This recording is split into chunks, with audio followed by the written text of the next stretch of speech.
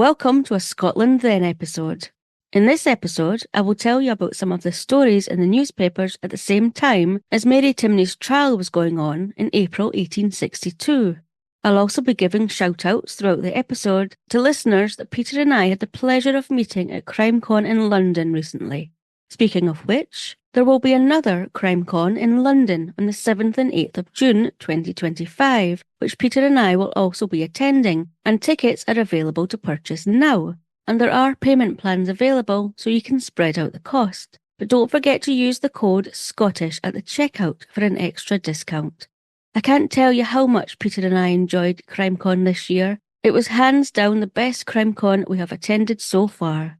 The atmosphere was electrifying and exciting. The new venue was just perfect. And there were so many new podcasters there this time to meet and chat to. Just loved it. Okay, so now let's get on with today's Scotland Then from April 1862.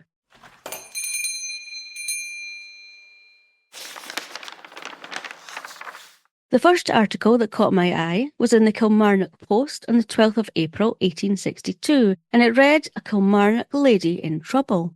Ooh, I thought, that sounds interesting. What could that be about? Well, I was a bit disappointed. I hadn't realised that newspapers, even back in 1862, would try and sensationalise a not that interesting story and use a grab-you headline. I'll tell you the story anyway. Maybe you'll find it more interesting than me. On the evening of Monday the 7th of April 1862 in Maryhill, a report was lodged at the police office that a silver watch and several articles of jewellery had been stolen from a dressing case in the house of Mr. Alexander. Upon a superintendent visiting the house to look around, and it must have been a well-to-do family for a superintendent to attend, he concluded that the theft must have been carried out by someone acquainted with the house. He then proceeded to start interviewing the staff, where a domestic servant immediately admitted that a friend of hers had been at the house that day and had helped her to clean it. It was then reported that Mr. Anderson, the homeowner, proceeded to Glasgow and, with the help of an interim assistant superintendent, traced the domestic servant's friend and the stolen belongings to a house of ill fame. They also found more stolen items there, which were also returned to their owners. The thief was called Sarah, and she was apprehended and brought in front of a Maryhill magistrate, where she pleaded guilty to the theft and was sentenced to 60 days imprisonment. So there you have it, a Kilmarnock lady in trouble. Was it what you expected the story to be about, or were you disappointed like me? I also came across a miscellaneous section in the Kilmarnock Post, and it was full of jokes. Some went right over my head, and others were just so bad I had to laugh. Like this one. Why is an otter the most peculiar of animals? Because his tail comes out of his head. I told you it was awful. Or this one. Sam, where have you been? We've been swimming, father. We? Who swam with you? Nobody, sir. Well, but you said we've been swimming, didn't you? Yes, father, we've been swimming. Who then did you swim with? We. I swam with the tide, Dad. And that one got an eye roll and a wee smile from me. We turn a bit more sombre now with the next two stories, which I found again in the Kilmarnock Post, both of which were headed Melancholy Accident. One was a railway accident at Dalry Station, which made me wince, and the other was a boating accident near Dunoon. The railway accident involved a guard, Donald Campbell, who, upon the 4:30 p.m. train to Ayr from Glasgow, stopping at Dalry Junction, was trying to uncouple the carriages as they were going separate ways when his foot slipped. This next bit was a bit worrying, as I would have assumed the train was stopped at the time to allow Donald to safely uncouple the carriages. But as it was reported that, upon him slipping, one of the wheels of a carriage passed over his right leg, a little above the ankle, I have to assume that the train was still in fact moving. How else could it have passed over his leg? Anyway, understandably, his leg was frightfully crushed, and his leg was quickly bandaged, and Donald was taken to a local doctor at Dalry. However, the doctor was unable to do anything, and so Donald was transported to Glasgow Infirmary, where sadly his leg had to be amputated. I know health and safety was a bit different back then, but that accident could have easily been prevented. A moving train when trying to uncouple carriages just beggars belief. The second melancholy accident involved 3 young men, only known as McFarlane, Forrester and Smith, who travelled from Glasgow to Dunoon with the intent of going shooting wild fowl. However, upon arriving at Dunoon, they decided instead to hire a boat, only a 10-foot keel, and began to row towards mid-channel. The weather was relatively mild, with it being reported there was a stiff breeze blowing from the south, but there was somewhat rough seas. Anyway, after rowing for about 2 miles out to sea, the boat began to quickly take on water. In a panic, the 3 young men began to wave to another small rowing boat they saw not too far away, signalling that they needed help. However, this boat had lost 1 oar, so while they did their best to make their way quickly to the rapidly sinking boat the 3 young men were on, it did take them some time. And sadly, by the time this boat reached the sinking boat, Forrester and Smith had drowned. But they were still able to save McFarlane, albeit he was barely holding on to his life. Then, using just the 1 oar, the men in the small rowboat made their way back to Dunoon as quickly as they could. McFarlane was then taken to the local doctors, and he was later said to be considered out of danger. Not how they imagined their trip to Dunoon to shoot wild fowl would have turned out.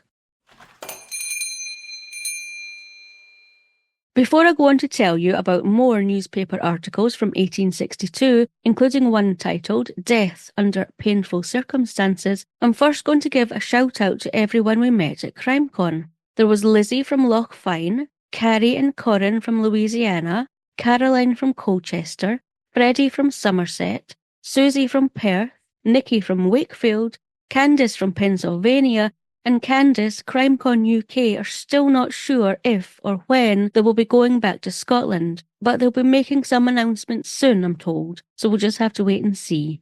There was also Peter from Canterbury, Chris and Danny from East Sussex, and Chris and Danny, I hope the torches worked out for the kids, and I didn't end up getting your cold, Danny. Better luck next time. Also Tilly and Emma, and thank you both for the wee insight into what it takes to be a police officer and being a police officer's wife. Really interesting, and I'm looking forward to speaking to you more. And finally, an extra special shout out to Anna from Whitehaven, who told me how you can get the judge's sentencing remarks for cases in England, although sadly not for Scotland, but hopefully one day, as it would be really useful. If I've missed anyone, I'm really sorry, but let me know and I'll give you a shout out in a future episode. But it was really great to meet every one of you, and I appreciate you listening and supporting the podcast so much. It would be great to see you again, and even more listeners if possible, at Crimecon in June. So don't forget to use Scottish at the checkout for a discount on your Crimecon ticket. Speaking of events, Peter and I are hosting our very first podcasting event on the 17th of October between 7 and 9 p.m. at Haylofts in Newcastle. So if you want to know more about podcasting, I've always wanted to have a podcast but don't know where to start, are an existing podcaster looking to join a growing podcasting community, or are a small business or freelancer who can help podcasters on their journey, then why not come along and say hello? There will be drinks and nibbles, lightning talks, and even a tour of the iconic Haylofts. We look forward to seeing you there. Now, back to 1862.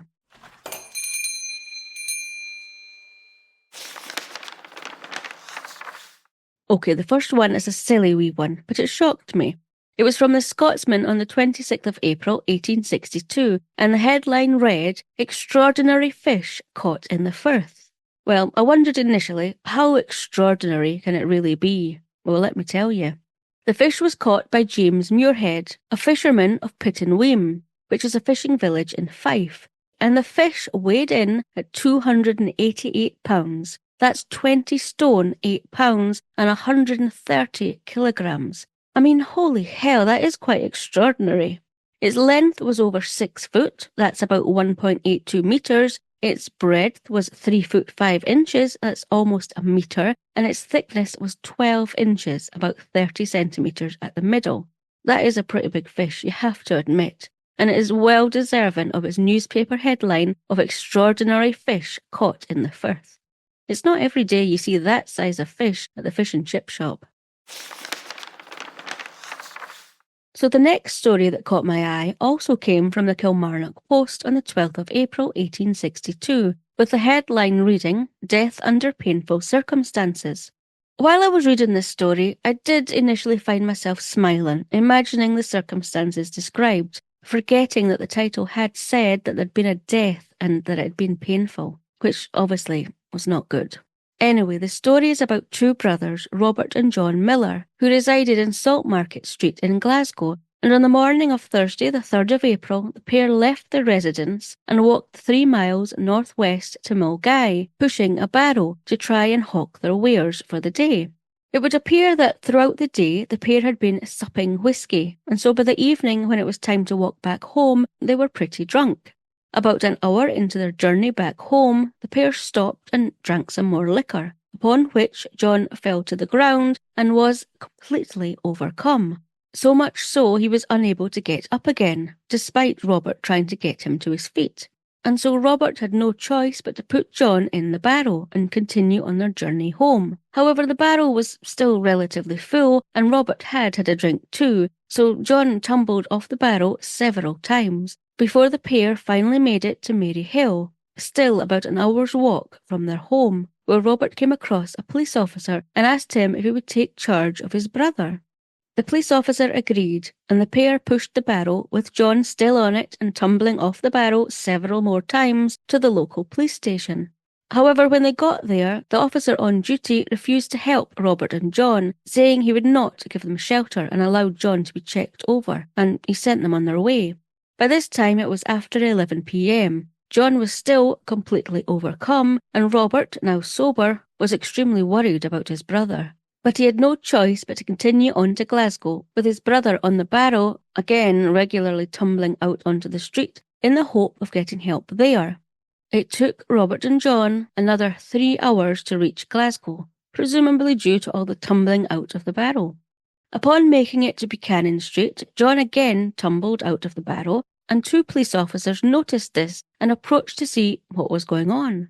Robert said at this point his brother had been seized with a fit, and so he asked the police officers if they could procure some water from a nearby temperance hotel, which they did, before helping the brothers to the nearest police station, where John was placed upon a sofa by the fire to see if that helped, which it apparently did, and Robert felt reassured enough to go home and get some rest. However, an hour later, when an officer went to check on John, he found him dead. Officers then quickly made their way to Saltmarket Place, where Robert was getting some rest, and they arrested him and took him back to the station. Upon morning arriving, and the Procurator Fiscal finding out about this arrest, he ordered Robert be released immediately. However, this order was not complied with, as the superintendent of the Maryhill police station, where the brothers had first sought help and been turned away, told the officers who had arrested Robert that he had ascertained that the 2 brothers had been seen fighting, and so it could have been due to this that led to John's death. Upon hearing this, the Procurator Fiscal agreed, and Robert was kept in jail until further inquiries could be made. It was upon the post-mortem being carried out on John, which showed that the cause of death had been congestion of the brain, and that there were no marks beyond slight abrasions on him, likely resulting from John having tumbled repeatedly from the barrow, that his now grieving brother Robert was released. So it just shows you never know what's really going on, and you shouldn't just assume. But if I'd been the officer in charge of the Maryhill police station at the time, I possibly would have just assumed that Robert and John were drunk, and maybe sent them on their way too.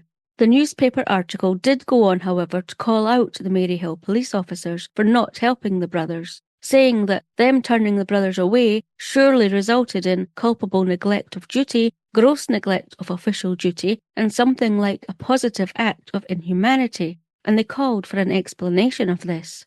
What would you have done? Would you have seen the 2 drunk men and not offered them a place to sleep it off? Do you think the police were negligent in this case? Hindsight is a great thing. The final story today is also from the Kilmarnock Post on the 12th of April 1862, and it read, Employment of the Queen's Family. I thought that might be quite interesting, as it's something that's still talked about today, who does what in the monarchy. But again, it wasn't quite what I expected. The article was referring to the Isle of Wight residence of Queen Victoria, and how a large portion of the palace grounds were given up to the young princes and princesses, where they were said to pass many hours of their time. with each child having a flower and vegetable garden, greenhouses, hothouses, tool houses, and even a carpenter's shop. The princes and princesses were said to work in these areas with the enthusiasm of an amateur and the zeal of an Anglo-Saxon. It was explained that the children also spent a lot of time in the adjacent building where a kitchen had been fashioned, where the children, in their aprons and cooking jackets, would learn the mysteries of pastry making, cooking vegetables from their own gardens, and preserving and pickling, just like any other farm children would. Although the royal children would not weary themselves like the farm children who gain their bread by the sweat of their brow. It was said that the royal children would then distribute their goods to the poor of the neighbourhood. The Queen was determined that her children should learn everything, including learning to better appreciate the results of their labour in the luxuries surrounding them, and apparently the royal children were never happier than when they were engaging in such activities. The article ended by saying that this is a picture of which the English nation may justly be proud. There is not such another royal family on the face of the earth.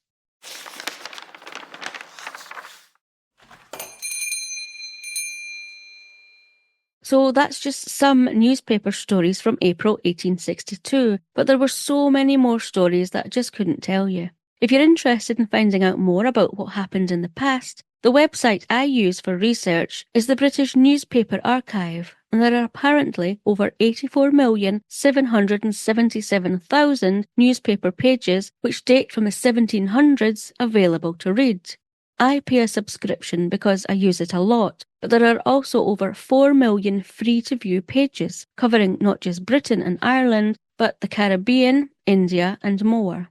If finding out more about the past interests you, then I have an affiliate link for you, which you can find in the show notes or at scottishmurders.com. Before we go, I've got one more shout out to give, and it's to Misty, Dawn and Alan, who are both friends and long-time supporters of Scottish Murders. They're based in Denver, Colorado, and they offer a range of massage therapies, from prenatal and neuromuscular to sports massage and reflexology. Misty Dawn specialises in amputees, infant massage, scar tissue therapy, and sports performance. Misty Dawn's sessions are deep and detailed, and be ready for some intense but rewarding therapy. Alan excels in reflexology, sports, and neuromuscular, and Alan creates a healing space for a mental vacation while providing structural maintenance. It's like getting your house renovated while you relax. If this sounds just what you're looking for, and you're in Denver, Colorado, or passing through, you can find out more about MDA Massage, including reading their 5-star reviews, by visiting vagaro.com/MD&A Massage. I hope you enjoyed this week's Scotland Then from 1862. A new Scottish Murders episode will be released next week, and this time it won't be such an old case, but from 2014, with the murder happening in Glenrothes in Fife, and the case was a listener request. So until next time, I've been your host, Dawn.